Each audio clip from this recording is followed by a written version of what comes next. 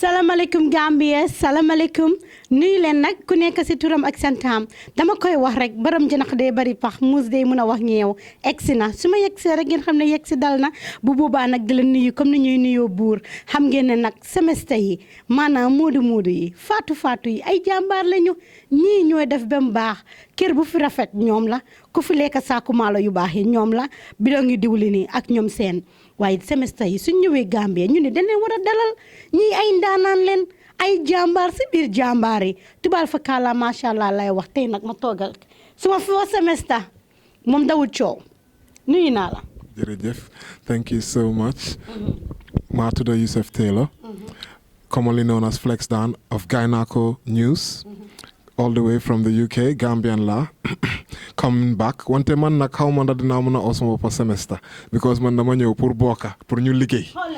waaw man dama ñëw ku ñu liggéey gis ngeen semestre yi dañu dee jaay muus dama ñëw ku liggéey dama ñëw ku def lii dama ñëw ku def lële waaw si la bokka tey nag suma gan seeni gan mooy ki nga xam ne nag mooy Flex Dam xam ngeen ko rek góor jàmbaar góor yoo xam ne bëgg a liggéey ba lool fépp foo ko gis rek mu ngi téye pen ak paper mais tey it après ko daam ku jël rek li nga xam ne nag mooy information te dañ koy wax information is power bu boobaa nag di leen wax ne programme bi soo leen koy am saa su ne kenn taxut ñu am ko lu dul ki nga xam ne nag ñooy APS International di Approved Service ñi nga xam ne nag ñoom kenn demut ba leen jamono ji nag holiday la ñu wax te si biir holiday la lu nekk di am si biir holiday nag ngay gis jàmbaari si biir jàmbaari si biir dëkk bi APS nag indi leen li nga xam ne nag mooy holiday cash service yéen ñi nga xam ne yéen a ñëw holiday amee wàllum pound bi amee wàllum euro bi lii nag ku yéen rek la su leen ñëwee fii xaalis ba jeex tak xam nga ñun den mën na di wax ana suñu yóbbal ak yooyu dem xaalis ba jeex su ko defee rek APS mi ne maa leen naa dimbale jox leen lu leen kenn joxut bu boobaa rek si li nga xam ne nag mooy holiday cash bi APS dinañ leen dimbale su ko defee doo galati benn yoon ku dem uti ji li nga xam ne mooy xaalis uti ji li nga xam ne nag ba tey di am stress di wasa ay xarit seen ma xaalis ak ñoom seen APS daal si biir Gambia nga mën a jot sa own xaalis bi nga xam ne yaa ko dente foofu noonu am ko fii xanaa xamuloo waaw ma sotti la ndox dooleel ma tuuti rek wante baax na trop APS man I'm very much aware of them especially abroad in the UK and they've been doing a very good job foog naa ne it's best for us to support Gambian businesses balaa ñuy dem Western Union all the time the whole rates yoo xam ne xëy na it's not even favorable so tamit it's very very important there's a segment that I want to talk about here su amee chance affaire remittances yoo xam ne APS dañ si bokk trop because of da nga gis ne Gambian diaspora about 22% of GDP bi yëpp si fan la moo jógee diaspora ak remittances te loolu yëpp suñ ko xaaneesee bu baax da ngaa gis ne ñun su nit yi tamit dinañ mun a am good rate suñ ko exchange yi dinañ am xaalis bu baax ba pare government bi ak nit yi tamit dinañ mun a am a good GDP boo xam ne économie bi dina mun a improve nit yi seen standard of living baax. bu boobaa rek di leen nuyu yéen ñi nga xam ne yéen a ñu just join di leen ne nag Semester Avenue la ñu wax Semester Avenue foog rek ñu dalal semestre yi comme ni ma koy waxee tey nag seen mbokk seen xarit Fatou Samba moo leen fi toogal bu boobaa nag ma toogal ki nga xam ne nag ab jàmbaar la bu boobaa rek ma def nii gisanteeg moom bu baax bul daw de. su ko defee rek ma bëgg rek nga wax suñu gars yow yaay kan dañuy dégg Flex Dam kan mooy Flex Dam. Okay. Flex Dan basically it's a nickname and it's just me who I am. I'm a Gambian from Kanifing Estate, Fofula Yaro, originally from cooperative Finirek, not too far, but I've been living in the UK for 11 years now, and the last time I came to Gambia was in 2012. So I'm a civil engineer by profession. Suma media I work for Gainako, and I do that for basically as pro bono, and it's mainly just to help our people put the right type of information, hold the people accountable. Especially we were critical when we were trying to fight against the previous regime, Moneka Yaya Jame. The lolu protest nen lu bari in London.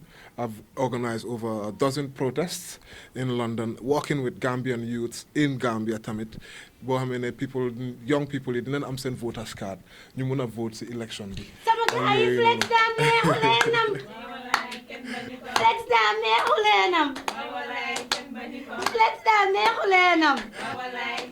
Flex ñu dem. Waaw so gis nga it's all about love for country so foog naa ne loolu dafa important trop ñun we have to be people who really look back suñ dëkk ñu xam ne benn Gambia rek lañ am te suñ ko jàppatee ak ñaari loxo suñ ko defarutee suñ ko jagarutee comme ni ko Big Faa waxee foog ñu jagar ko rek waaw affaire si dina kamaj ba pare jagar bi tamit bokk na si gëm sa boppa den war a gëm suñ boppa te man moo tax holiday dina ñëw ba romba di ngeen ma fi gis I'm still gonna be here I'm here for the long term so we did a lot and ñu bari try neen pour essayer this new change in government and it's up to us now to make sure that we support them where they are not doing well tamit mu ne leen xelal ñu jox leen suñ xel suñ our own different viewpoint so that they can improve on it and where we can help them too ñu jàppale leen tamit boo xam ne dëkk bi mën a dem kanam ñun yëpp am loolu am na solo ñu jàppale leen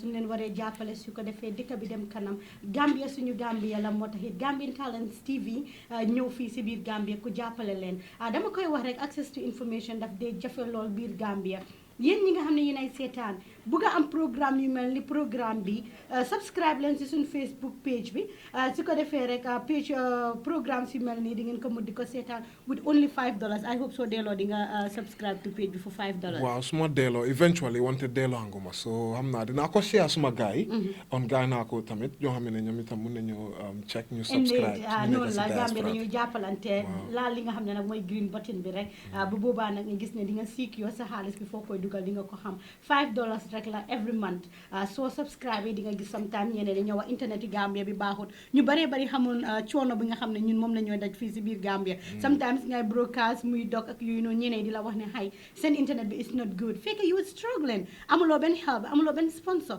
so people have to subscribe to our page in order to have very good programs yu mel ni bii su ko defee rek ngeen enjoy ko Flex, are you married? I'm not married. I'm not single. I think I found the one, but yeah, when it's time, like nako reveal. Birthday I'm not this month la, so buy leen hell rek nako share. Wow, Madam, if you're watching, we love you and we're sharing. This is the right person, huh? Flex lolo neena, why musulo say? No, musuma. And how old are you? I'm 32. Like hard Flex, yow katonga. Yeah, I'm looking for the right one, hopefully. And I think I might have found the right one, but let's see. Like Flex, yangi wax ne very soon di nga get married, and then right now yangi biir Gambia. Xanaa kooku moo nekk Gambia mi ne la ñëwal December si. No, loolu rek. Obviously loolu tamit bokk na si. Yow yangi you can go so say then get out dem ngi am laxate gam. But the small family bi gëj naa leen a gis. Depuis 2012 I've not been here. And to be honest, the people like when I've been active at pushing out a lot of things against the previous regime. Pour dellu nekkutoon it wasn't an option. Like I went to Senegal in 2016 and that's the closest I've been to Gambia. All right, Flex yaa ngi wax ne yaa ngi gëj Gambia since 2012. Wow. So Flex ndax yow li nga daan bind si social media bi yu garaaw yi moo tax nga dawoon Gambia comme ñoom Coach Pa Sama Jaw sama oncle nga baalal ma ñoom Pa Ousmane Diouf ñoom ñëpp dañ dawoon Gambia yow it moo tax nga dawoon. Yeah, the thing is tamit nit ki da nga war a smart, man I'm somebody who I believe I'm worth more alive than not. Ba pare for example ñun suñ media bu ma doon def gaay naa ko Gambian journalists yu bari amun woon they couldn't put out what they wanted to put out in Gambia. Su ko gaay génnee rek they were gonna be in some serious trouble. Then la ñëw pick up. So we were their outlet. So they would send us the information. Yaa ngi wax access to information. They would send us this information and we would take that information and put it out there so that nit yi dinañ xam ne Gambians yi really this is what they're going through. Without that, da ngaa gis ne situation bi it would have been so hard pour ñu am change because of kenn du xam lu nekk di happen si biir Gambia. Moo tax léegi time boobu noonu sax things if anything happen in Gambia ñu nekk Gambia duñ dee xam sax. balaa ñu xam ñun ñu nekk si diaspora bi ñu wax ko. I know Pa Ousmane daf ñu daan mën a call sax. Waaw ne Fat Sama yëgu leen lii ana wallaay xaw ma si dara de. Wow. So that's the thing. And sometimes you have to be smart and you have to be intelligent in what you have to fight smart. Okay. You know. Dina ñëw si Fight Smart. Ma bëgg a xam rek bi nga ñëwee like it's been a minute bi nga gëjee Gambia since 2012 to date loolu dafa yàgga. You know nekkut benn nekkut ñaar 6 years. You know so naka nga gisee Gambia. Yeah, I'm hopeful. I'm more hopeful. I think Gambia is better off today than where we were. Pour wax dëgga. Yeah, as much as man ñu bari dañ ma day jàpp ak critique because of man si man government bi ñu ngi ko fay tax and that's their job. Yeah, dañ am pour def seen job. So they're not doing me any favors. You know, but if they do it very well tamit naa leen tàccul. Wante I think that things are much better. People can freely say what they want to say. And that is a very, very important thing. The foofu la development will start. If people can't say what they want to say, Manam democracy mi ngi biir Gambia. Exactly. Xoolal ñu ngi fii nii. not man. Waaw so ñu ngi wax. Mubarak Flex ban lekk nga gën a nama si lekk yëpp. Waaw lekka yu bari neen man nu ma bëggee lekka su ma dooree di liste moom foog ma ne dinañ jeexal programme bi waaw xam nga man akula soo suppa bi rek ak suppa kanja bi ak fufu bi waaw gis naa ko trop wax ma rek time boobu samedi kon dinaa fi ñëw samedi moom yaa ngeen dig de doo use kuddu de loxo kese loxo waaw loxo rek yes Flex how is life with your friends sa former friends yi nga daan àndal Gambia bi nga ñëwee gisante nga gaay or you were like those semesters, oh my God, I cannot deal with Fat Sama anymore. Man, like semester, you know what I'm saying? No, man, mom, that's one thing. I'm so down to earth, I believe, and I like to be humble. But in fact, I believe I come from a little bit of a privileged area. You know, even though small family, they prioritize small guy akulen, so we prioritize education, and I wasn't part of. We were rich, but my family was really working hard and pushing and prioritizing education. So other families, where they will spend money on vehicles and that kind of stuff, in some guy want a vehicle, and then the rest of it was spent on what education. So then I went to a good school, Santa Yala. But my friends, now, I like to associate myself with people who are actually less privileged.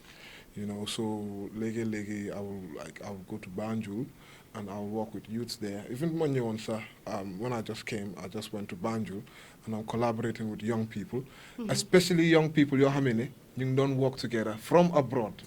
You know, some of these young people, then them tour Dekabi twice. First to get young people to get their voters card. Secondly, to remind young people to vote again. So, in Dana, New Rayland, Hopes of Tomorrow, Banjul Youth Committee.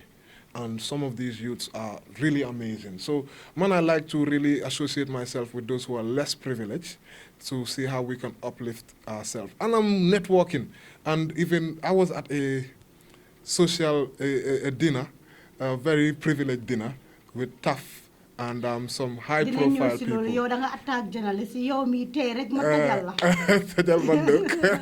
Yes. So talk about that. Well, about my post that I put out yesterday. Was it yesterday or day before yesterday? Day before yesterday. Okay. So basically, I went to this tough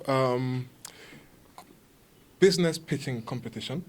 So, and what I realized, what I noticed there was I think I was a bit disheartened. Yeah, because we went to this press conference. You know, people in the media, if you go to a press conference, you have series of questions ready for these people.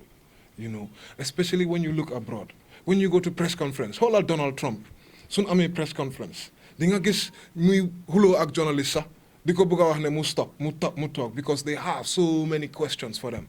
But Gambian journalists, there was 5 questions that was asked. Yeah, and these 5 questions, only 2 of them came from the participants. You know, compete. You know, you send questions. It's like to know about how they can compete better. And the rest of the 3 questions, were asked from the media. So Siman Lord of my surprise, because the question that I asked, TAF is given 1.75 million Gambian dollars. This is the first time in Gambian history to businesses. If you're a journalist, you should be excited. You should have lots of questions to ask. I know. You know? But the question I asked was about rural Gambia. Lan la guy def ñom taf. Ñu def liggéey bu baax, and I try to frame it in a way that they know that I'm really not attacking them. That what did they do to make sure that rural entrepreneurs, you know, I told you that I like to associate myself with the less privileged. You make up country. lan la gars yi def pour make sure ñoom itam am nañ chance pour ñu bokk si lii ñu am 1 million ñu am 500,000 or ñu am 250,000 that was my question. So I was standing up for the less privileged. Ma gis yeneen journalists yi only 2 more asked questions. This is the problem. The media have a role to play in New Gambia. All right, Flex, lolo dina ma indi si my next question. Yow nga ne yow you are engineer, civil by engineer. By profession. Yes. So right now you gis la into media, yes. Danga study media or danga joke like you have a passion for media and then you are like, okay, journalists couldn't def much. Man Flex down, I can do something. I think everybody can do something. But responsibility weigh on my shoulder. When I wrote a poem one time about when I go to bed and I wake up, like I remember what I was dreaming. I was like responsibility of the next generation. For me, it was weighing on my shoulder, and they were telling me, "Yo, why didn't you do anything?" And now we are worse off. This is hidna munawa yosa halei. I'm seeing them in the future, in our dreams, and they're talking to me. And they're saying, what are you doing? You just abandoned us. You didn't do anything. So that made me really use the media to put out this outlet. Because people in Gambia, media practitioners in Gambia, some things, they would get into trouble. So then Makoran sent, and I would put it out there. That's how I got into the media. So since then, I've been fixated. And now I'm going to do a protest in the UK, or there's something against the regime then, I would use the media. So lolo tamadugasi media. I am not a media practitioner. I am not a journalist. I call myself a media practitioner. Wow, lolo because I practice media. And thank God I've got education, so it allows me to investigate and interrogate information. Facts and information. So waaw sauce nga sauce rek si biir bouteille la dee nekk. waaw so bouteille boobu noonu doo ko dee bugg a ñëpp xam.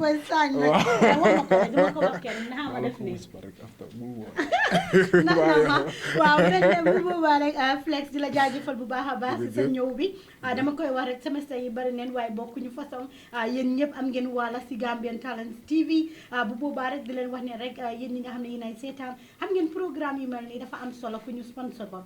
programme yu mel nii dafa am solo ku ngeen seetaan ko bu boobaa yéen ñi nga xam ne yéen a gëj Gambia di ngeen xam naka la Gambia mel ñoom ñi nga xam ne ñoo ñëw dinañ leen wax lan ngeen a séntu soo leen ñëwee bu boobaa nag APS International di leen jaajëfal bu baax a baax si jàppale bu ñu jàppale kon nag yéen ñi nga xam ne nag yéen ay ñëw holiday APS mi ne bu leen woori bu leen xalaat bu leen toog di xalaat mi te di am stress si seen holiday di ne suma xaalis jeex na soo leen ko soxlee rek APS ak seen service bi dinañ leen ko jox fii si biir Gambia waaye bu boobaa rek yéen ñi nga xam ne yéen a ñooy seetaan soo leen bëggee jàppale Gambian Talents dem leen ci suñu page bi subscribe leen soo leen subscribe by click green button bi rek su ko defee every month ngeen pay $5 su ko defee rek ngeen jàppale Gambian Talents TV bu boobaa rek Flex dégg ngeen ne tamit environmentalist nga si gëstu bu ndaw bu ma def jamono ji déggoon neen Chinese yi ñu ngi ñëw biir Gambia di def si yeneen place yeneen ak yeneen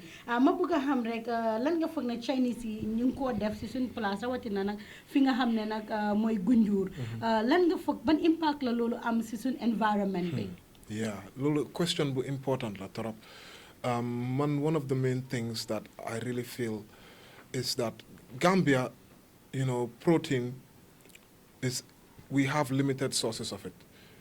It's so unfortunate that the welfare of the people, it depends on all these fish. So Jenny, we have to make sure that people have good source access to fish and at a reasonable price. So Chinese that are coming in, yes, they're opening business. And maybe they might be employing some local people, which is not a bad thing. I'm all pro-employment. But we also have to look at the environmental impact. There's so much things happening along the beach. And a lot of dead fish either washed up or just being thrown out. All of that could be eaten as good source of protein. The underprivileged, this is their main source. So on Saturday, we have a beach cleanup, and I will post it out there so that people can come this Saturday, Bori Combo Beach, dinañ fa am a beach cleanup. I've got more of the information which I can share with you. I've got a poster. Hopefully you can share it with your followers. So man luma gom tamit moy fok ñu jakar ko. We can't just sit down and wait on the government. You know, the government have a role to play, especially on this, to protect indigenous business. One of the saddest things, Monica Jigeni, they always carrying their baskets. You know, they carrying fish. Government can work with these people. You know, support them, increase their capacity. Maybe every quarterly, you make workshops with these women. How can they make sure that even if it's fishing trawlers, yeah? Although I've been talking to some people who are against fishing trawlers, yeah? But we have to harness our own resources. Mënuñoo bàyyi ñëpp di ñëw suñ dëkka di harness suñ resources, taking all the fish and then destroying the environment. I'm already learning in Senegal, in some areas, they have scarcity of fish. In Gambia here, sometimes prices are driven up because of the scarcity of fish. So we have to be careful. I mean, I'm not against investors coming to Gambia, but it has to be at a beneficial terms, at our own interest. And at the local level, they have to make sure that these people are protected. You know, those who don't have the ability to protect themselves. That's why you have a government. The government should protect those who are less privileged. Jàppale jigéen ñi nii, jàppale communities yi tamit, you know, and make sure that they increase their capacity. Ñu xamut ñu yokkal seen xam-xam. And then also the communities around on the coast, they depend on this. And we can't rob them of the fish. If the fish is finished, God knows what is happening. Going to happen for them. Loolu diga la bu boobaa rek di la jaajëfal yow Hadi Njie foofu noonu si America anti Hadi Njie mu ngi la say hello to you. Saluto. Okay, moom nag saluto la xewal jamono ji daal mu wéy ba ma jara ja. All right, Flex comme ni ma koy waxee rek semester avenue bi ku dalal gani la waaye tam bëgg na ñoo jàngee si gani parce que li nga wax léegi nii about environment bi is very important. Bu boobaa ma ñëw si suma other question bi mu nekk ne car power ship yi nga xam ne nag naweek jamono ji ñoom la ñoo directal maanaam ñoom la ñoo defalal partnership bu boobaa gars yi di def li nga xam ne mooy you know seen bagage yi def ko si géej bi ku ñun ñu am li nga xam ne mooy électricité foog nga ne loolu baax na si suñ environnement bi si yëfi jën yi si yëfi li nga xam ne mooy ndox bu ñoo naan sax ndax diw yi machine yooyu noonu nekko di dem si li nga xam ne mooy géej bi yow lan nga ñu mën a wax si yooyu. Well, yeah, it's a very interesting. I will give my perspective I want to come in with an open mind to Gambia, you know, and I've been writing a lot about, you know, what I think we can do. So, the only way I see it, long-term solution is more solar, you know, but temporarily, bala solar bobu, you know, yep, the munataho, and it needs a lot of, I understand, maintenance, so it's not so easy, but I believe we have people who can do it. Dabakh Malik is one such gentleman. You work with him now. Dabakh Malik, his business, I interviewed him some time back. His business in Mali is 4 times the size in here. So that means he's giving jobs to more Malians than he is giving to Gambians here. The Luta Lulu, Mali, if you go to Mali, they are hot on renewable energy. Government na sampa building US every single time. Mudugal for solar. Bo hamene niti sinko gise, ñom itam dinen do di xam ne solar daf de dox. Like, for example, this is where I get disappointed when it comes to this car power thing. Yeah, Akon ñëw na fi. Yeah, and he electrified Mankamangkunda. Moo nekk president. Wow, Kër Buur. Baax na. Wante foog naa ne su demoon njëkk si Edward Francis Small Teaching Hospital electrify foofu noonu dina doon baax. So yaa ngi gis ne loolu is a sample of what is possible. Te foo naa ne ñëw neen fix sa hometown dinga ko expand. And how can we work on this? To do just that only. You know, Solar Academy. You know, they can collaborate with GTTI, you know, and then that means that GTTI ñoom itam dinañ bëgg di is not to make a whole new level, but a small expand ko tuuti boo xam ne GTTI mun nañ nekk a place where young people can come and learn how this solar is working, how they can you know, maintain solar. Imagine the job opportunities there. You know, every time so solar equipment, young people you fix ko. You know, every time if there is maintenance need, that's more work for young people. You know, and then solar bisuneke, the problem with solar diga long term, financially, nobody is not that profitable. The renewable energy to some people is not that profitable because of nagbila. Neklodi fay for oil. So that means some people are going to be out of business. Wow. We have to look at the bigger picture. Voila, that then buga di continue the sanisun halis businesses, oil companies, you know. That then buga di something where you know that you just have to maintain it, and you just have to build the right know-how, the right skill set for you maintain ko. So car power be man luma experience so far in Gambia. I have to be honest, electricity is so much better than it used to be. Yeah, so legi su deme 1 hour mu ñëwaat. So tachul na government bi. I have to be honest to them. Honestly, I have to be fair. You know, so on that part, car power is a good temporary measure. But we need to start looking long term, and we need to start looking at how it all fits in to employment and to how we can make a better environment for the country. Why this switch from environment now to politics? Because Sabina, it's about politics. Yeah. Why? You know, politics is so wide, isn't it? Politics book on the environment, and politics cover everything. The young people, for example, even in the UK, where I just came from, yeah, they are currently having a huge problem with the health service. Not because that they don't have, same problem in Melanie Nyunde. They do have, but the problem is they don't have enough. And you know why? Because of the funding. They prioritize other issues. So politics lolu la. You know, fan len wara dugal xaliss bi. Budget bi ñu ko waxtaan légui ni fu nekk ni ci biir parliament. Is it going to be more money on naka lañ ko oy per diem ak tukki private jet ay yoyu non. Lolu yépp last year suñu jëlon xaliss bobu nonu ñu né this year dañoo jël xaliss bobu nonu ñu sort out health. Next year ñu jël xaliss bobu nonu ñu sort out education. Politics non la mel. Politics is everyday life. So environment tamit daf si boka torop si man. I've always been an environmentalist. I wrote my dissertation on Gambia coastal erosion because the sad thing, I don't want to give bad news, but I read somewhere that the Banjul city si bopam by 2015 ndox bi dina ko wona. By 2050. 2050. Yeah. Lulu, that's all what some of the scientists says. And those people were working with the NEA. Man, I did my coastal erosion thesis with the NEA. So I was so disturbed. Lan len muna def pour muna change lolu nonu. So I wrote my dissertation with the NEA, and I came up with many recommendations. Na don nek ci academia rek. Su don ne suma recommendations yi dañ ko jël ñu ne kii la binda. Wow. Okay, lu binda ni fi make sense. Wante fi make na sense. Ba ñu dem ñu implement ko. I'll give a very simple one. Bond Road. Yeah, so they have mangroves on the side. Mangroves, they act like sponge. Ndox bi su fa ñëwé mangrove bi daf ko muucu yépp. So you need to put, and it's in my paper, you need to put mangroves on the side of Bond Road. And then that road, you build ko baat bu baax, commercial vehicles ñu nekk di ko use, ñu bàyyi nit ñu nekk di daw ci normal traffic bi. Lolu is a simple, cheap, effective solution. Even cost us.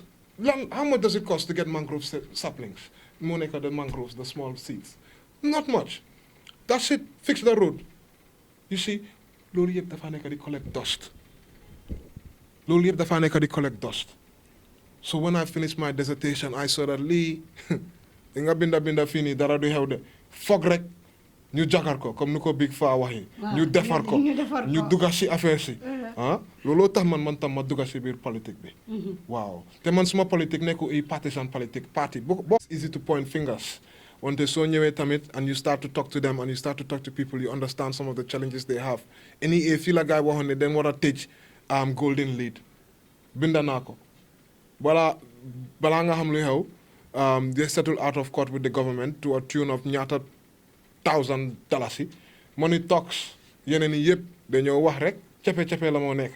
So NEA tamit then government dañ leen war a support, you know, and if the government can turn around ñu jël xaalis boobu noonu from golden lead settle out of court jëlun xaalis boobu noonu dem compensate ñoo xam ne ñoom ñoo sona si boori Gunjur place boobu noonu. ñu téye ko def ko si seen bi pause. See, this is the problem. This is the problem. So I don't like to just point a finger of blame.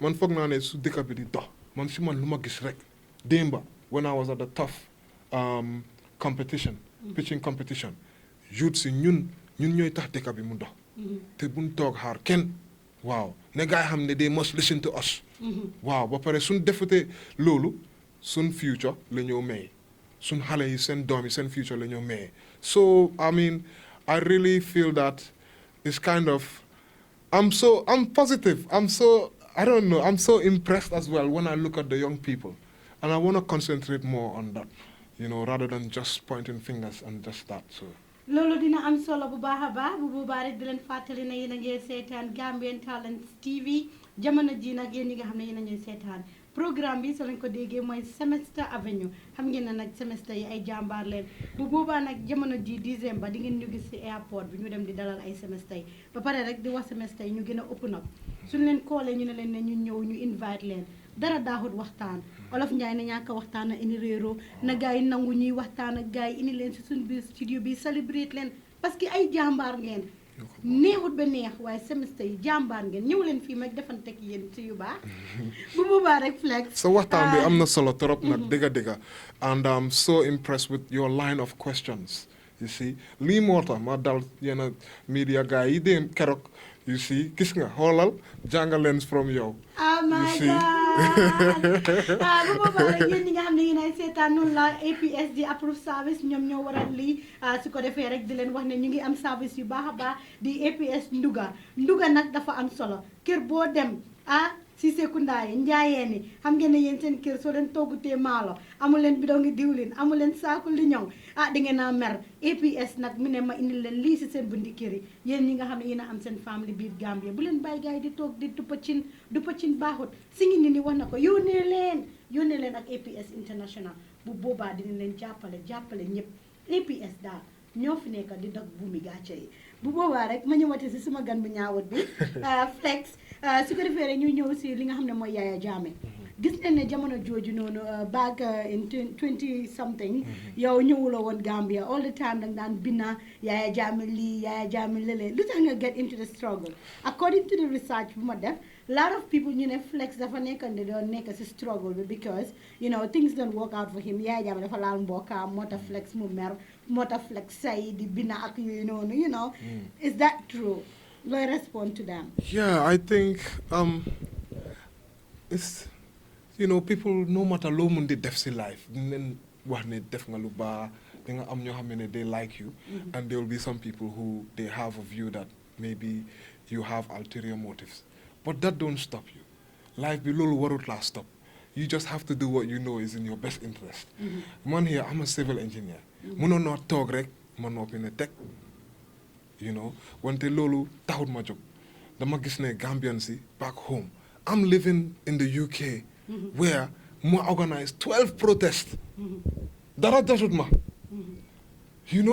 And that goes just to show you. So I felt that luma nekon di enjoy. Gambian yi war nañ ko enjoy. And Gambians were reaching out to me because if they felt that I was in a position that I could help. So lolo tax ma jóg. And thank God, none of my family, apart from my one uncle who is the he's the main editor of Foroya, Moy Sam Sar. Uncle Sam. Yeah. One time he did have a problem, and that was even before. And that was, I didn't even get into politics by then. Much later, I got into politics to give people, journalists that were reaching out to me. They wanted me to put their voice out. And I put their voice out. And since then, I got more and more involved into it. And I was like, you know what? My conscience. I've always been somebody of conscience. Lolo tax ma jóg daal.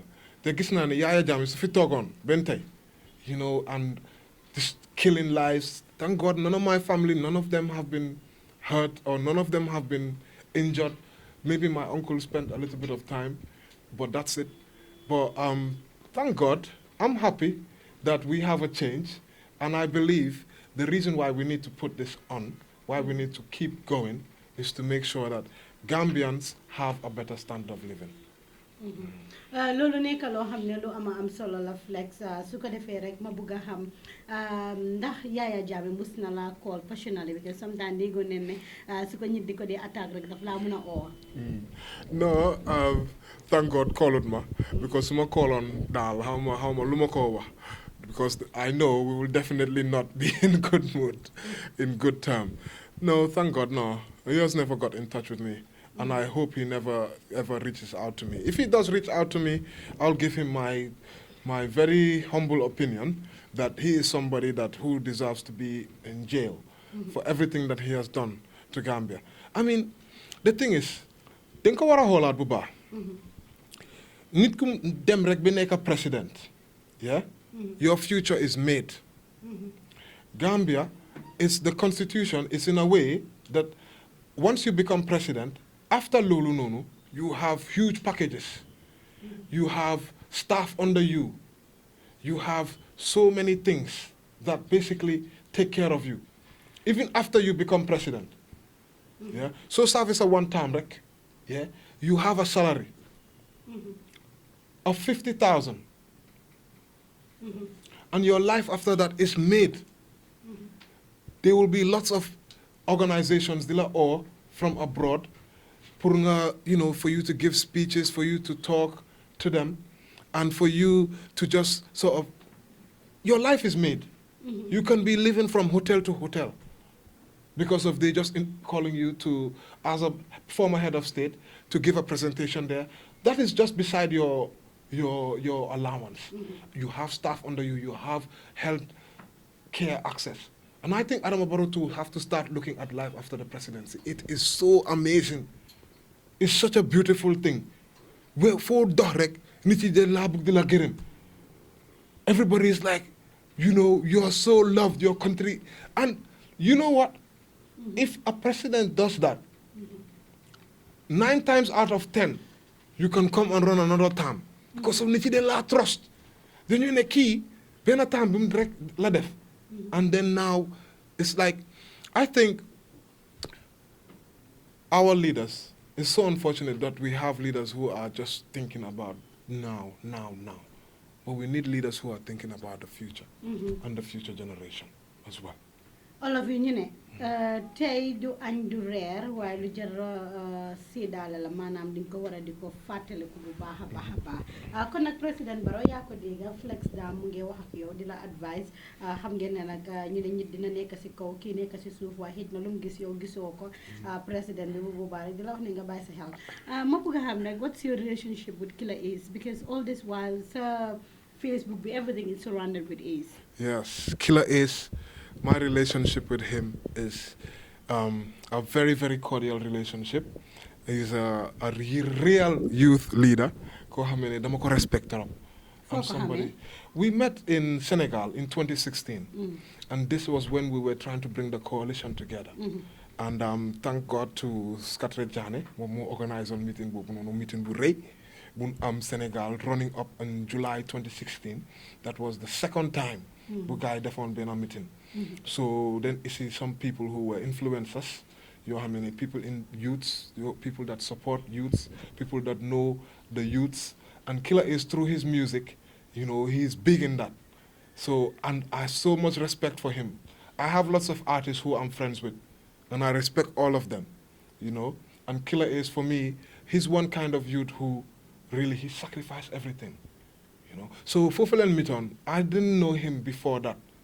But we met in Senegal, what happened to him, and it was really unfortunate that he had to leave the country at that time, and that now I don't think that's going to be the problem. Wow, exactly.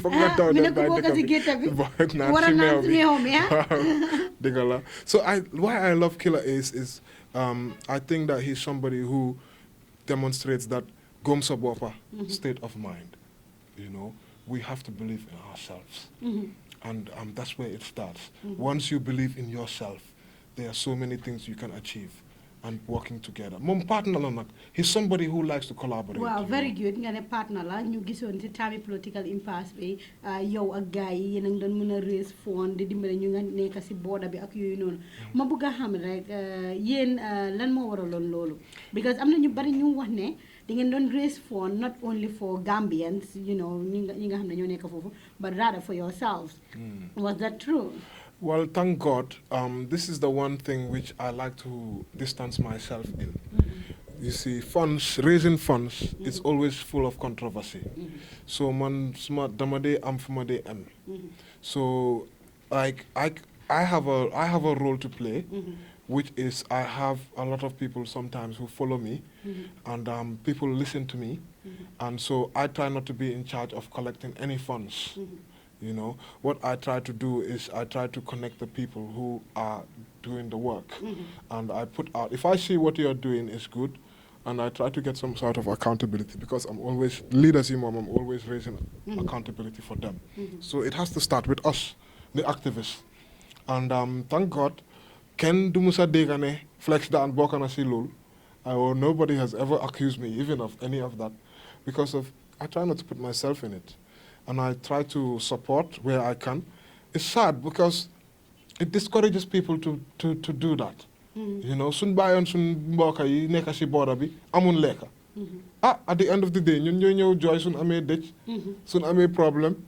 You see, so I think it's easy to point fingers at people, and it's easy to fall under pressure. The man mom ñep ñuma xam. I'm a strong-willed guy. You know? So I think mentally you have to be a strong-willed person. And Gambians, you know, it's difficult to help them because of them not help but when you criticize them. What a little word put off. You know, for me it doesn't put me off. And I'm thank God I know where I stop. So yan projects ngeen result funds that you know na yan achieve ngeen. Well, me personally, Musuma Neka, one of the people who are in charge of any accounts. One time, one of the things that touched my heart the most, baby Aisatu. And there was one baby who was very, very sick, and she was, 3 years old, Amon Pah Sibiram. And so we tried to help her. And there was another baby, and this one, the first one, we helped her. She went to Spain, and she got the treatment, and I was really involved in that as one of the people raising awareness, just raising awareness for her. And then, unfortunately, there was another baby who also felt the same thing. She was about 2 months, and she needed an operation, but that one, unfortunately, she passed away. And since then, it was so hard for me to be involved in that kind of thing because of losing the life of a 2-month-old baby. It was so hard, and I've since then, to my book, I can't do it anymore, you know, because that's my, you know, I don't want it to make me feel bitter. Nahari small hole, you know, when I see suffering like that, that's my reason. So, I mean, I've been involved in other things like GDF. I've not been a member, Musmaneka member, but I would raise awareness when I see people who are doing good things. My work is mostly to support those people. You know, I ran 10 kilometers for Ida Bass Kidney Foundation, and we raised some money. I raised about £200 or so, and that's free kidney dialysis treatment in Edward Francis, small treatment, teaching hospital. So that means if your kidneys fail, and you need your blood to be cleaned, you have somewhere to go. And sometimes, unfortunately, they don't have, and they have to go all the way to Senegal. And finally, another guy, gentleman, Kohamine Ndanan Burela, Dr. Momodou Sala, he's going to do a run for Africa. And sometimes it's just a case of I have influence and I have people who I'm collaborating with, and I just refer them.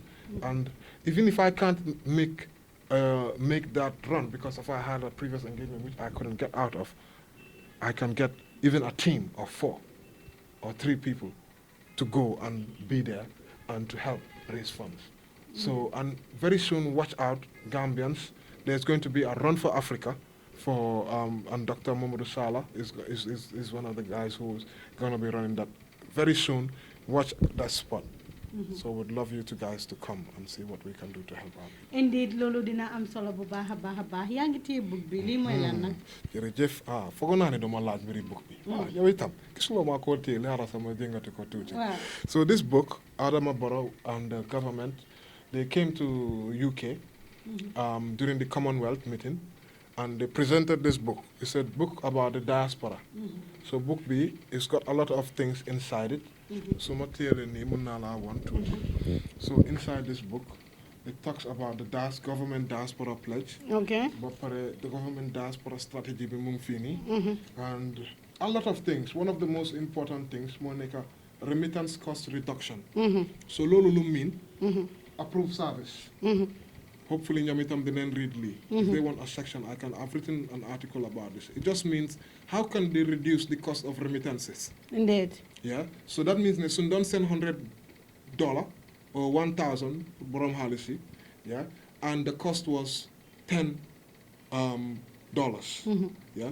They want to reduce that price to maybe 5%. So they have a target 3%. 3%. Yeah, by 2021. Loolu lu mean yéen Gambians yu nekk fii nii di ngeen am more because of $10 boobu noonu su doon 3% hit na $3 just to use figures out there. Yeah, so then that means ne $7 boobu noonu boo doon ñàkka di nga ko am. And what does that mean for the economy? Economy bi dina am more strength. There's so many other things here, like the diaspora having the right to vote and all that stuff. So diaspora electoral voting. am na solo. So lii nii lu tax ma téye ko dama bëgg a remind government bi ñu remember ne lii nii ñooñu ko joxoon kenn forcé wuñ leen ko woon ñu jox ñu. They gave it to us, and I think that the Gambian people had a part to play in that, and we didn't play our right role in it. And we need to keep all our leaders keen and accountable. Jamono ji nag borom dëkk bi noo koy describe President Adama Barrow. President Adama Barrow fan yi mu ngi waxaat beneen boo xam ne moo lim réew mi. wax boobu noonu tamit gis naa Gambia has decided, have written enough, and I think they speak for me. Salih Tal wrote. Salih. Yeah, he's a very, well, I think he's a leader in his own right. And he's following this Constitutional Review Commission very well, the Helanity. So, Bindana, so nobody, them len check lu Salih Tal Binda, Gambia has decided. I think he speaks for me, that the president needs to be very careful with what he's saying. You know, economic. Yeah, then you fi pour aar dëkk bi to cover Gambia. Nekun his private bodyguard or security. You know, to add more layers on his power. Fogunane, that is unfortunate statement for him to say. But I think President Adama Barrow needs to refocus. He needs to go back to what it was his mandate. You know, don't overstep your boundary. Don't overstep your mandate. Because of the youths are, youth see chahanu, and you don't want them to come and revolt against you. These youths are powerful, you know. Don't underestimate them because of their future. Their destiny is in your hands. Whenever you take that money and you travel on a private jet, that's the future of those children that you're taking away. That's their health services. Indeed. I have friends here. Soon I mean simple car accident, motor tampon len, them nen Senegal. Lie. Let alone other basic health services. So, nen delu wat fi lolu nonu. Mang don dega ben radio program today like I'm a civil engineer and I like to see all these bridges being built and everything, but at the same time, bridges you know, like, didn't you do that? Are people going to survive from bridges? Not really, you see. So I think we need to refocus. The leadership needs to remember what it is they're trying to achieve, and that, you know, let them be sympathetic. Because not long ago, Yahya Jammeh was a very poor person. When he came, we all see how he tried to live with Hamas and so many vehicles and Halis Bari, you know. I think the message again, the presidency, there is life after the presidency. And the life after the presidency is a beautiful one. I just wish... You make it beautiful though. It is, you know, and I think we have to start with us because this is a very low level thing, but I compare myself with everything. I was the chair of a regional body, a civil engineering body in UK, down south in Brighton. And I was the chair for 1 year. I stepped down and I gave my vice chair the opportunity to become the chair. Succession planning. See, the way we run our businesses, yeah, we don't run the country like that. Who runs their business and then mu buy business bi moom mu xam ne his time is about to go, he's not bringing in new fresh blood, somebody to keep that business going. Kenn du ko def. Da nga make sure ne yow fii nii Paus nekkut fii wante yow you're running this business. Te yow di nga dem stage bi, a lot of these people here, they're going to be able to run Gambia Talents promotion even without one you. thing very beautiful about Gambian Talents, and Lolo, I would just give kudos to the entire team. If Fatu is not here or Ngui is not here, the business still goes on. Fatu Souvenir Ngui is around. If Ngui is not around, other people are around. Exactly. That's how business should go. Thank you. Te dëkk bi loolu la war a demee. You know, they have to be fresh blood leadership di ñëw so that dafa nekk a continuation. You know, te ñun continuation boobu noonu mu nekk suñ problème. Once amun suñ continuation boobu noonu Gambia du mën a dem kanam. You know, we need to make sure that it's a smooth transition. Dëkk bi mën a dem kanam and everybody gets a better standard of living. Man daal loolu laa bëgg. Yaay limbe réew mi. Yow mi yaay limbe réew mi. Dëgg nga limbe réew mi dégg naa ne yow die hard fan of PDOIS. But si biir waxtaan bi bu ñu just starté yaa ma wan ne ku nekk war na moo bàyyi political parties and then you go on your own, if I get you right. Slightly different. All right. Okay. I think it's good for youths to go into political parties, but then for the right intentions and to do the right thing. The problem we have with partisan politics in Gambia, more neka, people are in camps. It's a case of as long as my party position be like jail, I must toe the party line, even if it is against national interest. Sometimes that is a huge problem and a huge hindrance to the national development. You know, so I was PDOIS supporter, and I resigned after just being a party supporter for 1 year. Why do you resign? Yeah, I had series of reasons for resigning. You malaka? Yeah, one of them was that PDOIS, I was engaging the leadership. They had the Agenda 2016. Then when I joined party, kenduma just saku malo. Because leka na bisu. I'm not hungry. Namo dara. Namo dara. Namo tus. Gis nga ko. Namo tas. Tas. Namo kim. So because of that, I was giving them some of my comments as to, you know, read agenda bi yep, and there was like nothing about youths in there. How are you going to win like 70% of the votes if you don't have youth in your party, in your party agenda? You know, that was one thing. But I didn't see that they took the comments in. I didn't see that they were, and I believe that was a valid point. There's more party with them kind of, you know. Secondly, there was a point when we were trying to bring all the political parties to America.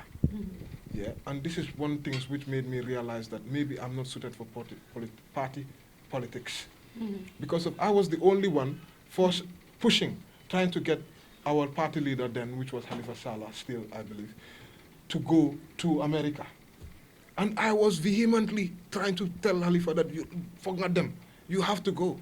You know, and as soon as, you know, these leaders, they are very, very good, eloquent speakers, you know, so he just came in and he just spoke and that was it. And then everybody, the whole people within the party, they were just like, yes, sir, yes, sir. And I'm like, no. If you have a position, sir, go and tell them this is your position. This is why I didn't want to come, because of you guys, the way you organize this X or Y, I don't like it. But then be there, dialogue. This is a constituency in the diaspora. You can't shun your So you own want to people. tell me PDOIS is a party for the old people? Well, That's why you resigned. no, I'm not saying that. I'm not saying that. Yeah, you listen, yeah, get too small. Magla joke kudos, legi man ko jelat. I gave you kudos as a good journalist. Now I'm taking it back. Yow nga ne da nga gis ne party bi guy amuton anything about youth, and you feel nga ne, you know, that's important. Yeah. So is it like the party was mainly concentrating on the old people than, you know, the youths? You have to understand PDOIS. Tell us, let us understand. PDOIS, yeah, PDOIS is a party which they have strong values and strong, you know, ideas. and they hold on to them very firmly. And sometimes that can be good, but sometimes that can be bad. So I think they need to be more flexible. I think they need to be more responsive. And party or politic, yeah. So Siduge, the whole agenda is to be in power at one point. You know, don't wanna make a politic or in a party, and then you are not pushing for that party to lead one day. You know, and I did an analysis one time, and I was comparing. And for me, when I talk about party, I don't like to talk about just people. I like to talk about the party idea. You see, the idea of what the party is doing, what they're doing. PDIS does so much great work informing the citizenry. They send values with Bahna Torop, but I think that they can go a little bit further. And I challenged them at one point, and I think they reacted to that, which was positive. They brought in lots of young people, and you can see now PDIS has a lot of young people going in there. But as for me, it also conflicts with my media work. Because of the Madan Neka on Gainako, opera the Madan interview Halifa. Yeah, and still, even though I'm a party supporter, the Makoran tough question.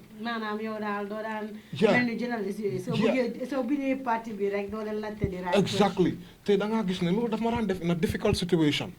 Because of Maxibir Party, but some of my party supporters that I'm with, they won't be happy because of the way that I'm so maybe aggressive, even more aggressive towards Khalifa, for example. Yeah, and then Lolo that's not put in a difficult position for my journalistic work that I'm doing, the media that I'm practicing. So it's difficult for me to be independent. So I prefer to be independent. Yeah, I prefer to, you know, be somebody who can be a watchdog. And for me, politics, it goes beyond party. You know, the youths are a big thing to me. The women are so Mansila, Sihandori Jigen Lam, by the way. I have a twin sister, yes, who is in America. Yes. So I'm so sympathetic. I shared everything with my twin sister from when we were young. Time we would fight, and my mom would be like, you know, she would make me realize that you have to stop fighting with her. And since then, stuffed in my heart. And so everything, I've just been like, I feel like we need to empower more women. Like, one of the best leaders, Ellen Johnson Sirleaf, Jigen Bobu Noonu, Jigen Bu Mut Go, ñëpp dégg nañ Yaya Jammeh.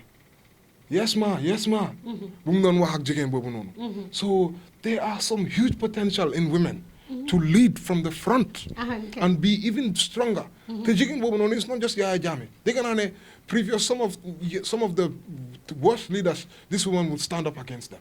Mashallah. And she won the Mo Ibrahim Prize. And for years, yeah, no African leader won it. Bugana, Nyana, Adama Barrow will win prize. And I know Adama Barrow can win it if he turned things around. And he stepped down after his mandate. But Fogulone Barrow right now lose no confidence in Gambians. Do you think Gambians lose confidence in mom? Yes, Gambians losing confidence in but mom tam lose no confidence in Gambians. Because Barrow right now, anybody kuwa mujok mutonto. If people talk, mutonto. Just recently, you know, Gambia, you never fought. Ñun before dañoo talk fi di report, you know, sa family outside Gambia di la wax yow yaa ngi risk sa life, yow yaa ngi Gambia yaa ngi bëgg a wane yii din laa ñoo jàpp and the like. So no single body fought for this. So it's a collective responsibility. Thank you. So right now, do you think Barrow as a person dinañ ñeme comme like right now yaa ngi ko jox something si nga xam ne moom war na see mun a xool jàngee si, but do you think the Barrow is confident, you know? I think Barrow has never been a confident leader, unfortunately. I interviewed Barrow. This was when he became the UDP flag bearer. Yeah, and I was not particularly impressed. I'm not gonna lie. Adama Barrow, it's true, he's an accidental president. Yeah, and if you look at it, and he's got Fuller, he's got Mandinka, and I think he was the leader we needed. Circumstances made him the guy that we needed. Now, what can you do that is the best thing? Just do your best. Surround yourself with the right people. How was the interview like? Let me not cut you short. How was the interview like? It was. Yo, you ngane interviewing President Adama Barrow, then mo mune kon flag bearer UDP. How was the interview like? I know journalist yi war a interview koo xam ne ñu ne kooku président la war a nekk journalist bi dafa nekk di def every kind of effort to ask the best questions and I know yow it yaa ngi find ne ok man ku ma ñëw interview dafa nekk ku tough how was it like and then yaa ma wane he was very yeah, he wasn't that tough. He wasn't very confident, and at that stage I was like, is this guy's gonna be our leader? But we all rallied behind him in the end. So gisuma woon loolu si moom, and I'm not going to sugarcoat my words. I'm going to say what exactly I feel. We want him to do well. We're going to support him, and we expected him to surround himself with the right people, not to surround himself with these same cronies that have been instruments of oppression, that were in the previous regime. Yeah, and so I think that's one of his biggest downfalls. He needs to surround himself with the right people. So, jamono ji ñum surround with they are not the right. Some of them are definitely not the right people. Some people. of them like who and who? Let us know so that ñom ñu bay sen xel bu baaxa baax. Sakatuma ñu bari ñoo xamné ñu ngi bokk ci Barrow Youth Movement bi. And that Sidi Njai. Sidi Njai, SK Njai, was one of the guys who was fighting against Adama Barrow to become the president of this country. Blood is thicker than water. Yeah. So lola wa. Gis nga lu leen wara gëné nepotism. Nepotism dañ ko wara gëné. Nepotism nekkut ci suma mbokk la motam nga nekk advisor. It don't work like that. If that's the case, then we're voting in families. We're not voting in the right leaders. So then what again lolo no. And Adama Barrow tamit war na wise. How can you surround yourself with that CD SK Njai? That guy for me is a nobody. He has nothing to offer.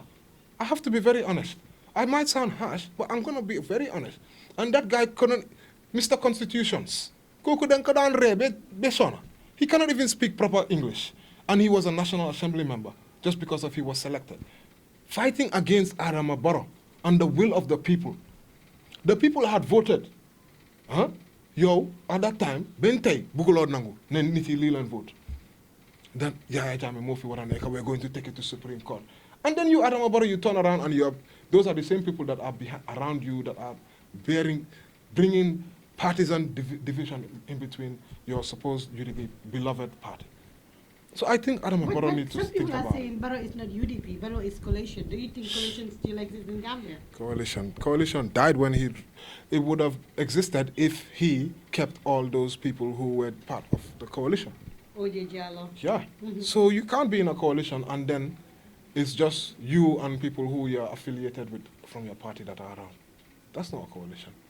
So I think he's killed the coalition. Mom suba ma moko rey. Barrow rey coalition bi moko wade du man bara ngeen ma attaque. Waaw bu boobaa rek ma bëgg xam foog nga ne Barrow 3 years lañ waxoon ne moom la moo toog. Jamono ji ñu ngi si 2 years si December bu nekk ni mooy 2 years. So what do you think? Do you think he should go in for the 3 years or he should go in for the 5 years? Man, we hold our leaders to what they say, you know. Then soon leaders is su gaay waxee ne lii la ñoo def then war a am gor then war a gore waaw bëggum leaders yoo xam ne dañoo ñëw ñu ne tey lii la ñoo def ëllëg ñu ñëw ñu def leneen you know. Man, this is how I see it. Yeah, Adama Barrow had a chance. He had an opportunity. I don't know if it's fast closing away. 3 years. Yeah, loolu nga waxoon niti. And there are so many videos out there of you saying that you will step down after 3 years. Yeah? Now, if you want it to be 5 years, just bring back your coalition leaders. You're not d'accord? Dem len ngeen déggoo ngeen génne den binda benn press release ne da ngeen a def 5 years. I have no problem with that. Yeah? Wow. That means nekkul ne yow yaa nekk di forcer sa bopp si nit yi. That means da ngeen ñëw da nga nekk a leader. You are a leader of your ward. You want 5 years, or you thought that 3 years you could have achieved all the transition changes that you wanted to do. Maybe it's not enough. You need 5 years. Talk with the coalition leaders. Go on a round table. No len ñëwee si ñun ne leen 3 years ngeen a def ngeen ñëwaat delluwaat si ñun ñu ne 5 years. That's what you're gonna do, and I would have accepted that. Flex them neexu leenam. Flex them neexu leenam. Flex them neexu leenam. kenn bañu ko nit da ngay am knowledge da ngay xalaat flex nañ dem. So loolu laa bëggoon daal unfortunately dafa tax division si politique bi. Because of ñii everybody wants to be, are you pro Barrow or against Barrow? I'm not pro Barrow or against Barrow. I'm pro Gambia. te loolu leen war a xalaat loolu leen war di dellu suñu xel. Are you pro Gambia or are you against Gambia? Not pro this leader or that leader. You know, so leaders they come and go. But Gambia feel la more dash. Yeah, so I really wish that our leaders change their attitude and that they can continue to seek the mandate of the people. And with that, they then govern with the confidence that they need, that they deserve. So jamono ji su ma la déggee flex président Adama Barrow xam nga yaa ngi advocate ne by 2021 then bugg a waa diaspora bi ñu vote te loolu lu am solo la ñu bari ci assembly bi sax ñoom dañ dee wax about loolu ku people in the diaspora ku ñu vote because they made Gambia, most of them they really tried so hard for Gambia and then they sacrifice a lot for Gambia. So do you think President Adama Barrow saying he want to stand for the next presidential election, you know, ndax dina win? I don't know who's gonna win, to be honest. But Mom, do you think he should get into, you know, politics again after Binkojo had chance and people are saying, not Man Makawa, people are saying that he's not the right person for Gambia? Personally, his track record doesn't seem to help, and his statements about economic recently makes you wonder whether he wants to even be more powerful than Jammeh. That's what he's saying. And that kind of talk is really, really worrying.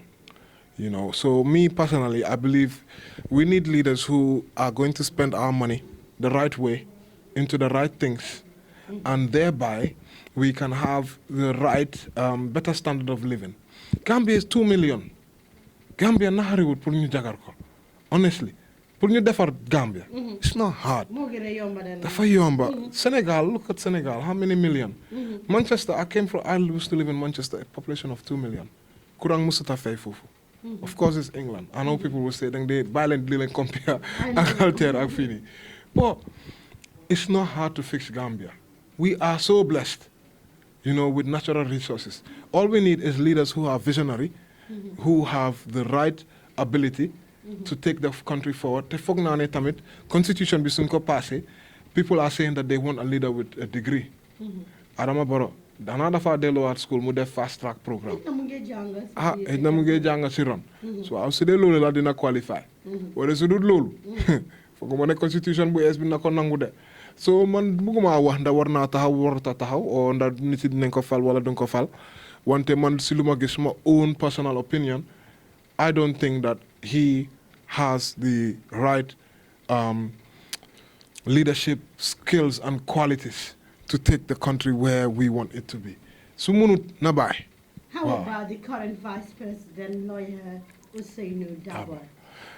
Not one who believes in that we need leaders who are old like that. Yeah. Wow, man foog naa ne dañ need young leaders. Young leaders ñoo xam ne dinañ yóbbu dëkk bi kanam. Look at Liberia. You know, Liberia are doing so much amazing things. Their president is not that old. They have an important job. They have such an important job.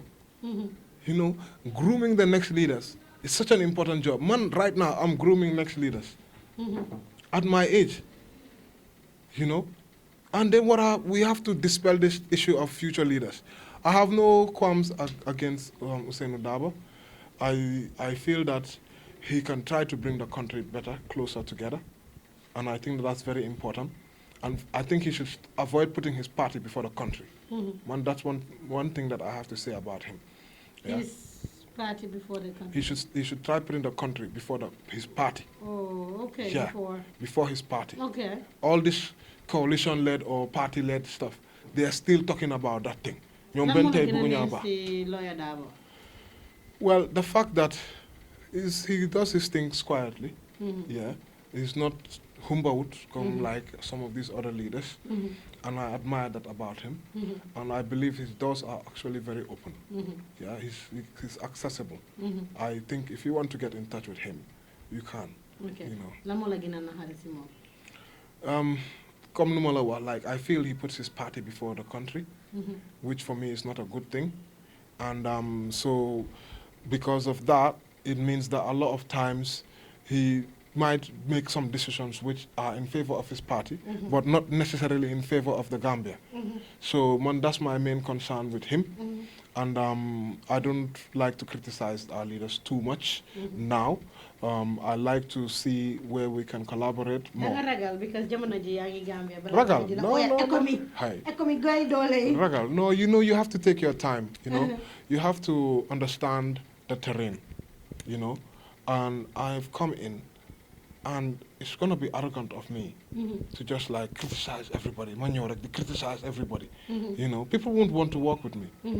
But if I come in and I look and see, okay, this is what I was learning from abroad. This is what people have been telling me. Let me see if that's what exactly is what I see with my own eyes. Yeah, and be open-minded. You have to be open-minded as well. So it will take a time, but definitely I'm going to be criticizing, and I'm going to be saying well done where they have done well. noonu la nit su defee lu baax ñu wax ko nit tamit su defee lu bon nga xam ne nit kooku bañu la daf laa waxal ku next time nga gën a improve kon nag Gambians nañuy accept criticism nga xam ne nag ñeneen du ñuy criticize because dañu bëgg a criticize ñun ñoo ko def moo tax it ñu ko wax yéen a ngi seetaan Semester Avenue biir Gambian Talents TV bu boobaa rek di leen jaajëfal yéen ñi nga xam ne yéen a ñu faral di ñu toppa yéen ñi nga xam ne nag bëggewu leen dara lu Gambian Talents TV dama koy wax rek soo déggee ñu tudda Gambian Talents dafa nekk ne nag Gambia dañ bari ñi nga xam ne nag seen boppa yi dañ fees lool am talents am lu baree bari war koo bokk ak nit yi moo tax it tey ma indi leen ki nga xam ne nag mooy Flex Time foofu sa gay naa ko radio bu boobaa nag mooy suma gan mooy seeni gan ñu waxtaanee nag yu baree bari su ko defee nag saa boo la ñu seetaanee si YouTube bi dinañ leen indil full interview boo xam ne yëpp da ngeen koo am bu boobaa rek di leen fàttaliku ne APS di approved service maanaam APS holiday cash service ñi nga xam ne ñoo amee wàllum pound bi wàllum li nga xam ne mooy euro bi soo leen ñëwee holiday tey seen xaalis jeex bu leen am stress di call ñi nga xam ne nag ñoo nekk Birmingham ba te di call ñi nga xam ne ñoo nekk Amérique ba te Angleterre suma xaalis bi dafa jeex yónnee ma xaalis booy ak yooyu noonu ñoom da nga am seen app bi rek bu boobaa soo leen soxlee xaalis rek ñoom approved service dinañ la ko jox ñii ñoo am sutura ñii ñoo mun nit yéen ñi nga xam ne yéen a nekk foofu noonu ngeen am seen family fii te it gars yi ñu soxla cash power dina ko through APS international nga call sa yaay jox ko number mu kontaan lool ñaanal la ñii ñoo bugg a family si ñu gën a get close nga am sa nduga ñu laa ndugal ba mu baax jarut nga nekk Angleterre nga ne man duma mën a nduga Gambie di nga mën a nduga ak APS nothing is impossible dañuy jël seen moto defaral la yëpp du saaku maalo du bidongi diwlin du liñoŋ du pompiteer du ganaar du ndawal du nen du pompiteer du mayonnaise loo soxla rek APS indil la ko ba si sa bunti kër xanaa xamu leen bu boobaa tamit ñu am li nga xam ne nag mooy home delivery yooyu noonu tam yëpp yu important la APS Gambia na ko moom te ay Gambia na fay liggéey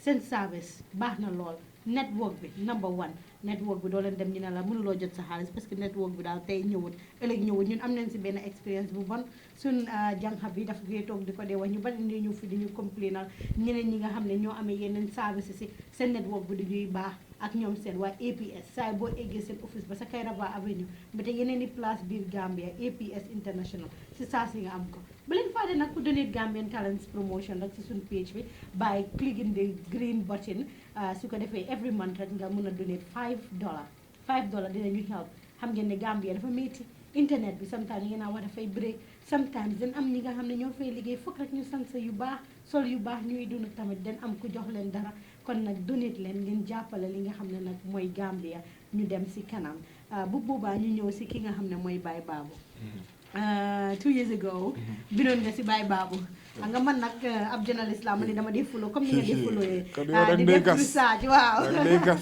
yes ñu gisoon Baye Babou waroon naa ñëw Angleterre am ñi nga xam ne mooy Christian community bi foofu noonu fayoon ko xaalis Baye Babou kenn gisut ko kenn déggut ko mu jël seen xaalis Flex nga bindoon article si loolu bañ ko ba def show about Baye Babou Flex wax ñu si loolu Flex yow tànga nga Forgot that definitely showed it, but I wrote something about it.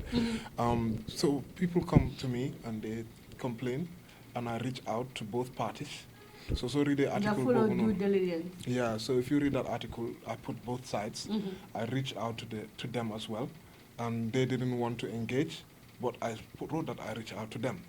Who didn't want to engage? By Babu and his people. Yeah. We will come to that. I also want us to talk about the attitude of Gambian musicians because yangi walu am solo like you reach out nga to mom ansut la uyu would la. Why so end boy been a story about them? You start the one lutanga been a story about me. New journalists all the time we have that big problem. Artists fee you body the lebuga di nekane celebrity la. Sometimes I call them personally. Do you must always smoke call? Why Mr. Jude when I call from America? Yes, sir, man, I will come near me. And I'm like, yo, can you yap? Because loy so loy and loy leka you call leka. So the attitude of Gambian musicians, what you said is very important. You reach out to him, you. Yeah, so I like to support Gambian artists, come support Killer Ace and stuff. So I think the whole issue with Bai Babu, because I think there's a little bit of a history, yeah. Man, I'm a kind of person who I don't live in that celebrity life lane. I like to live my life low key.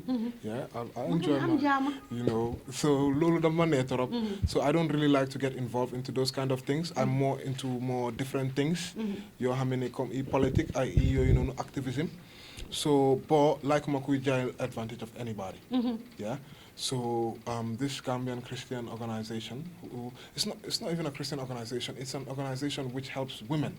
It's a women empowerment organization.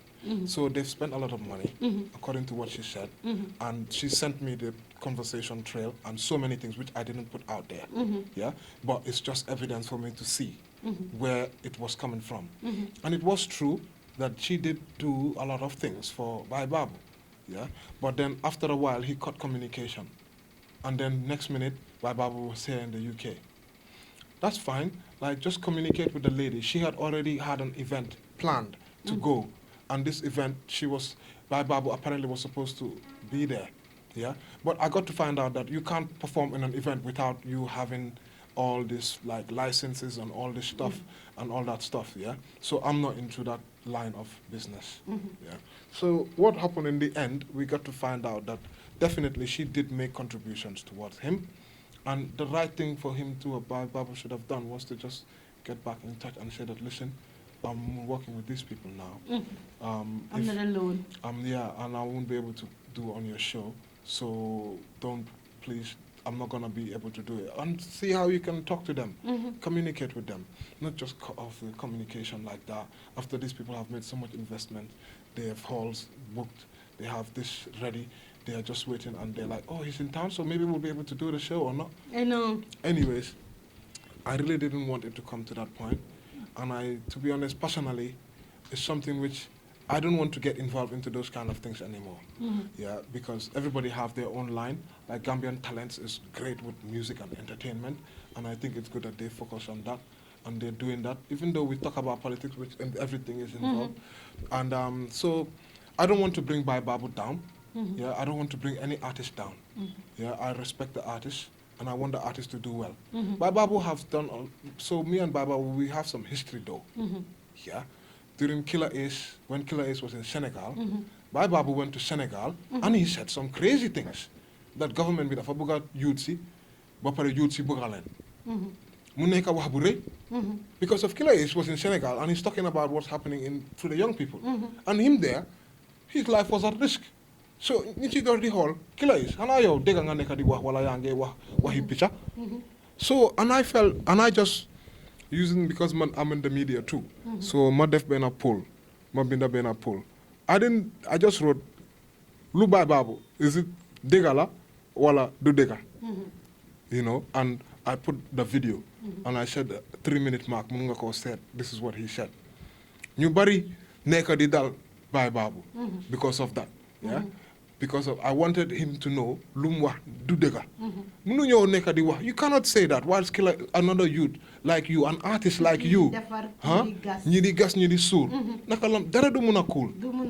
You know, so loolu naxari na ma woon daal. It was something that what Bai Babu gis loolu noonu online, and he siron mu ma saaga yooyu noonu and all those things. It went into my inbox you know nit nekkul sa friend fu mu dee dem rek so foofu laa ko bàyyi tontuwuma ko sax I just left it there so that was that history that me and him had so moo tax when I was doing this thing that came up I was very cautious about what I was gonna do te dama bañ ko jaay doole you know he cannot do that and get away with it wow they have people nit yi dem war a xam ne consequences am na you know you have to treat people the way you like to be treated ñun dañoo support artists yi you know how can somebody be in the diaspora fighting to bring an artist here in the UK yeah supporting them to get that artist there yeah and then you repay them like that It's sad. it's not right it's so wrong naka la artist yi di dem kanam te yaaxalut moom kenn rek de Yep. ñeneen artistes yu war a ñëw seen yoon bi yëpp ay fata so loolu nekkoon lu happen so but I think he's changed personally so when I observe and I think like if Bible is now a different guy and I want to believe people learn from their experiences you know waruñoo hold things against people you know if he's now decided to move away from that or to use that as a learning experience. Wow, Bible is a big artist. Come on, man. Sometimes you know you watch a best len moo tax duñuy xam lu bari. Waaw tamit bokk na ci suma maas yi. Moo tax maa ngi jàng pour xam di. Wow, But I love his music though. You know, Taxi Man. I was a big fan of Taxi Man. You know, because wax na fa loo xam ne lu am sens la. You know, taxi yi tamit dañ dee sona. ñu dugg si salute demoon nga. I didn't go, unfortunately. I get so busy in so much work that I do. The stadium be hey, baseball. My friend had a ticket for me, and I felt so bad. I couldn't go, but I really, really wanted to go. It was a big victory for Gambian music. Yeah, we talk. Yo, so investigation. So I was gonna go. My friend got a ticket for me. I'm gonna buy his album, Saluto. I want to salute ST, the Gambian Dream. I'm like, I'm a big fan. You know, I don't understand the Mandinka. And one of the things that I want to do is I want to learn Mandinka because I'm in the media. But his music, in fact, one of my favorite songs of ST, Mandinka Warrior. Yeah, I love that song. The video is sick. You know, no face on the cover. The beat was sick. And the music was just like so African. And another one which is like an activist song, Malaria, so touched my heart. No more malaria. You are Gambian. Oh, the track, man. You know, and you know, so this is the kind of music I like. You know, it's not just like, wow, like Mandinka Warrior is like kind of like a cool chill out, a hit track kind of thing, but also you mix it up. Like you can do your Bible style of things, but mix it up. Talk about something that low minute na yobu deka bi dem kanam. Yes, let's come to Gambia. Yow nga nekk a journalist from Gaynako. Media practitioner. Yes, media practitioner. Mu ngi daw parce que xam na ñu bari xamul lan mooy media practitioner. So ne journalist moo nekk ku nekk di daw si biir media rek koo xam ne nekkuloo journalist. Yes, you are a media practitioner. Yes. All right, so yow nga nekk a media practitioner and right now yaa ngi in Gambia. I know yaa ngi gis ñun nun dee face ko am information in Gambia. Nekkuloo di am a problem when it comes to access to information. Oh yeah, and transparency is a problem in Gambia. Say it, look at the camera and tell the people that are watching. Because sometimes you talk like nit mu text la. Why are you not in this place? Why are you not covering this? Lu tax demuloo place bi, lu tax demuloo place bale. And access to information is a big problem. Dañuy tànn ñan leen bëgg ñu dem fa ñoo xam ne ñoom suñu demee dañoo napparal maanaam wan la benn side of the story du la wan beneen side of the story. So information is a big problem. Access to information is a huge problem. We need a Freedom of Information Act. We need it now. Transparency.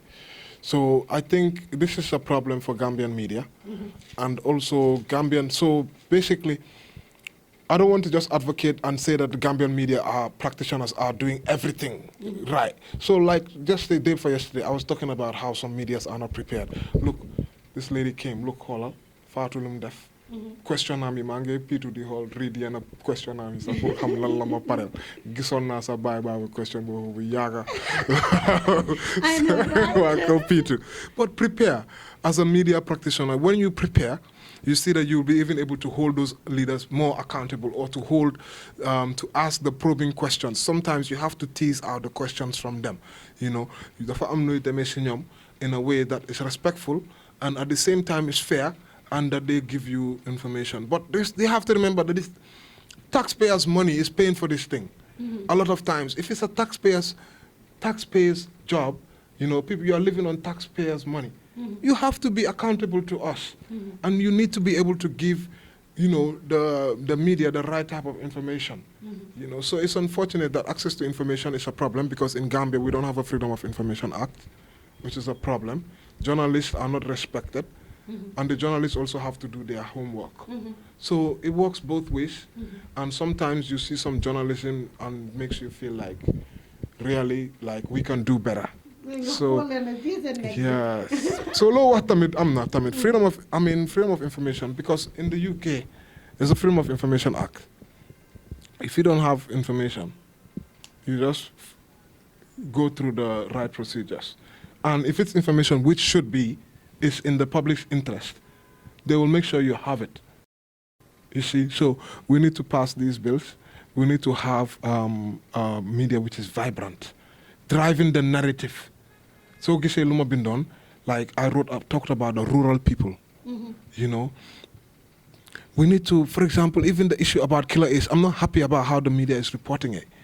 You know, what it highlights is that we have a serious security problem. Man tey suma nekkee di dox si tali bi kenn mu ñëw ne ma amut ID ma bugg a téye suma baag bii nii nga foog naa la bàyyi nga dem. Obviously I'm gonna be like, who are you? Yow yaay kan ba mun a jël suma baag fu waxul la ma yaay kan, because of your undercover nga. How will I know that you are undercover? Kon that means ne mun naa nagu nit ñëw sàcca suma bagage dema moom. So but what is the media doing? They're not highlighting all these things. You know, some of them are just busy towing the normal line, writing about that Killer Ace is this, Killer Ace is that. Because of one thing I have to highlight about this. If something was to happen, and unfortunately Killer Ace was silenced because of they don't want him around, what do you think is going to happen to the youths? Youths who don't what? They shouldn't youths who don't what? If our youths don't speak, then what's going to happen? People are going to be like suppressed, and all the concerns. Development start with people being able to say what's in their mind. Information is power. That is why Gambian Talents TV is here for you. Killer Ace jamono bu mu amee problème dem leen ba fi nga xam ne mooy court house bi dem leen cover ko indi nañ ko fii si suñu biir studio bi waxtaan nañu ak moom mu nekk artiste boo xam ne ko professionnel la neexut a wax saa bu ko koolee rek mu ne la kontaan ak suma manager bi ma ne wuy artiste ba am na manager loolu laa ko wax ne ma ne ma pare yow. So this is good. You know, Gambia artists yi dañ need to change seen attitude. Artists ñu xala bi more professional, you know, wherein you am sa own manager boo xam ne su la nit koolee am la bu boobaa ma ñëw si suñu final question bi, one of our final questions. Mu nekk wàllum gaynako bi rek ma bëgg a xam sa digganteeg Mama Linguère Sarr nekk jigéen ju mën góor nekk ab jàmbaar moom it di béy waree fam rek si li nga xam ne mooy société bi. Mama Linguère nekk suñu mag ñun ñëpp si media bi rawatina ñun jigéen ñi. Ma bëgg a xam ne sa relationship ak moom. She start at gaynako or da ngeen xamante through Facebook or da ngeen xamante, you know. So we knew each other through activism. And she is somebody who I have so much respect for, and she has always been very you know. And I love, as I said, I love to support women, and so we have a very cordial relationship, my mom. And well, I think she's still a Ghanako staff. Maybe she's not as active for Ghanako at the minute, but she is fantastic. She is amazing, and we need more women like her, who speak their mind, you know, who are not held back, or who they refuse to be held back, sir. You know, Mama Linguère is a queen, you know, true to her name. You know, Sarr. Linguère, Sarr. She reminds me so much of like because of Serer. There's my guy, my parents, my mom says my guy Serer. So for me and her, we have a very cordial relationship, and I really, really appreciate her. And I hope we have more women who pay attention to her and learn from her and realize that, listen, you don't have to play second fiddle. You know, sometimes you have to lead from the front. You know, so I think she inspires more women. And I want to see more women like Mama Linguère Sarr.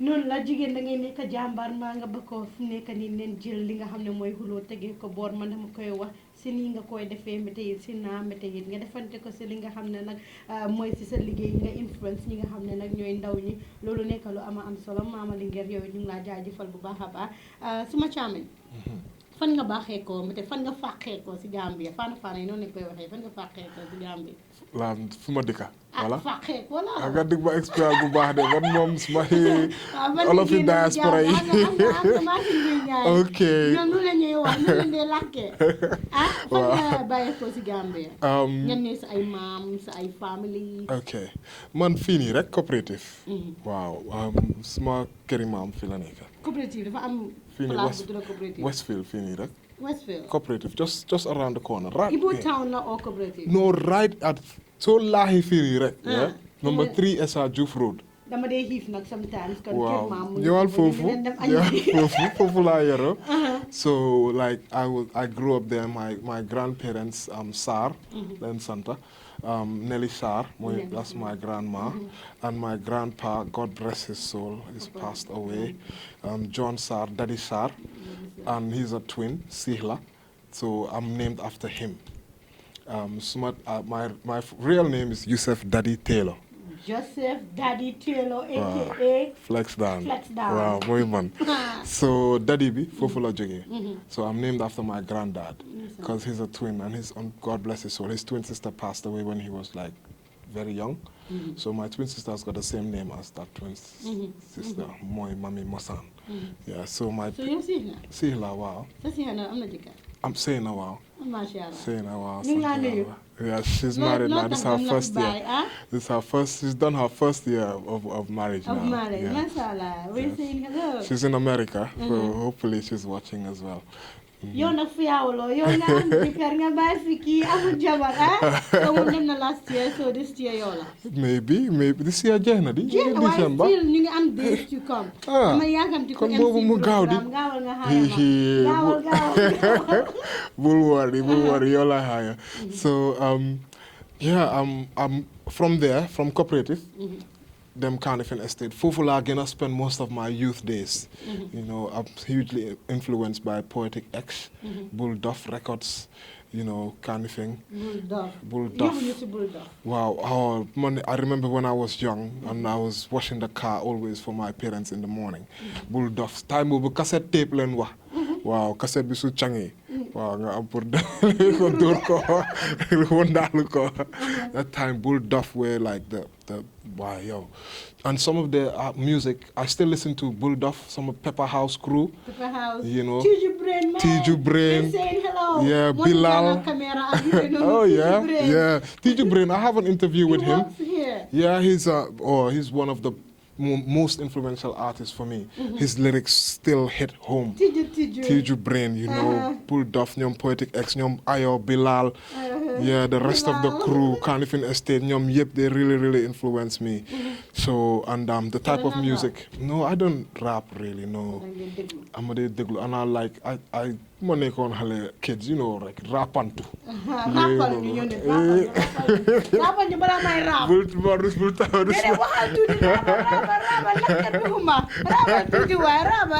Flex down in the building. Okay, never. So rap fini Okay, ku bokk ci gëta gi naan ci meew bi. Ku bokk ci gëta gi war leen am baat ci réew bi Gambia. Gambia. This is how it goes. No last semester you didn't want to am phone so ñu bu leen just stress. Nen ñëw Fatou jox leen happiness, nen ñëw Gambian Talent jox leen happiness, nen ñëw Yusufa Jaata jox leen happiness, nen ñëw Aïda Kebe jox leen happiness. Yëpp ci semester avenue fii. Bëgguñ kenn mu stress. Waaw loolu la. Waaw xam nga semester nag su ñëwee holiday. Ne war a indi yóbbal. Danga ma indil. Semester Avenue only on GTP gis nga yow si plane bi nga wàccee te plane bi Gambian Talent sa la indi. waaw gis nga ma ne ko gis ngeen lii jarax day bari baax li la ko gis soo flex xam nga yéen soo leen demee da ngaa dégg anti ñu ne laa kii semester la booy hay mu ngi ñëw si suñu kër dafa war a bàyyi dara so man tamit suma yóbbal bi anam yóbbal bi xaaral ma dugal la ko fii nii rek dugal na ko damay ko gis yeneen ko gis moom na sutura la bu nga yeneen ko gis léegi jël naa ko nag teg ko nii suma boor su demee rek ma daxaale yëpp man ma xool ko ankañ flex. Final words, and how do you see Gambian talent, Stephen? I'm really, really impressed, and I'm so grateful that you invited me. And I'm always inviting people to interviews. So when people ask me for an interview, I feel it's so disrespectful for me not to sort of take it on and to sort of give them the audience. And I remember when I first got in touch with Paos, he was trying to set up Gambia Talents. This was a long time ago. And I used to be sending him Gambian musicians that I listened to, Nyom Poetic Ex-Bokanensi, Ayo Bilal, and all these other artists that I really, really, really respect. So to see it come from that, us contributing, even if it's just sending music, to where it is now. Now you've given me a tour around the building, and to see that you have a presence here. Westfield is a great spot to be. It really encourages me as well, because I'm also from the media in the diaspora. So it's something which I feel I think it shows that you can do a lot in Gambia. You can do so much good things in Gambia. You just have to believe in it and put your heart into it, work towards it, have good vision, and you can definitely achieve great things. jërëjëf Gambia yéen ñi nga xam ne yéen a ñu doon seetaan di leen jaajëfal bu baax a baax di leen ne rek fas lu ndaw nga yokk ko yar kon nag di leen fàttali ne APS International ñoom ñoo ñu dooleel ñoom ñoo tax tey ñu ne Semester Avenue kon nag yéen ñi nga xam ne yéen a nekk si diaspora bi du Amérique du Angleterre du Europe fépp foo xam ne yéen a ngi fa biir Europe bi try leen ngeen jokkoo ak APS International si wàllum yónnee xaalis mu leer rek fu mu nekk nii Gambia dañ ko dee wax am na yenn families yoo xam ne soo la yónnee xaalis ñoo ne la jëndal saaku maalo ngay jar 1005 ñu ne la 2000 suma maase saaku maalo 3000 su danga ko dee dégga so APS nag mu ne fa bëgg a yëpp mu transparent ñi nga xam ne ñoom ñoo nekk si diaspora bëgg a yónnee saaku maalo bidon ngi diwlin ba tey ndugal seen family APS dina leen ko defal yéen ñi nga xam ne yéen a bëgg a yónnee cash power every month ba tey every day or every week APS International dina leen ko defal yéen ñi nga xam ne nag yéen ay ñëw holiday seen xaalis di jeex ngeen ay dem stress waa Gambia lekk nañ suma xaalis Fatou jël na suma xaalis bu leen dem si stress boobu ak APS International ngeen yónnee seen xaalis seen xaalis deal ak seen mobile bi through seen app bi nga xam ne moom ngeen war a jëlee seen xaalis APS rek leen ko mun a defaral no network bu am problème kon nag dama koy wax Thank you so much for bringing me on this platform, Fatou. I follow you. Danga am chafka, danga neka jigen ko hamne, danga am. You bring a lot of you do what I can't do. So I like that. And diversity is the essence of life. Some people like to be more serious, and sometimes at the same time you have to have fun. And whenever I want to just relax and chill out and look at something which is just relaxing and chilling out, I will tune into you. So I'm so grateful for you bringing me on to your program, and I can't say enough thanks. And I want you to know, my doors are always open. Hopefully in the future, we'll be able to work together even more, and I'm not going anywhere. Nyoma semester, nyoma holiday. So I'm here to stay. And I really hope that this is the beginning of a good partnership that we can all work together. Indeed, kër bi sa kër la dafa koy wax rek kër bi këram la moomoo ko moom loo bëgg rek yéen nga egg si jàmm dal si jàmm kon nag Gambia di leen jaajëfal. Killer on the mic, Ace and Rap, Alibaba, Alabai, Soldier, Killer, ACE, Bunday. You know what I'm saying? Always down with Gambian Talents Promotion, holding it down with the whole entire team. Kuboka Sigetigi.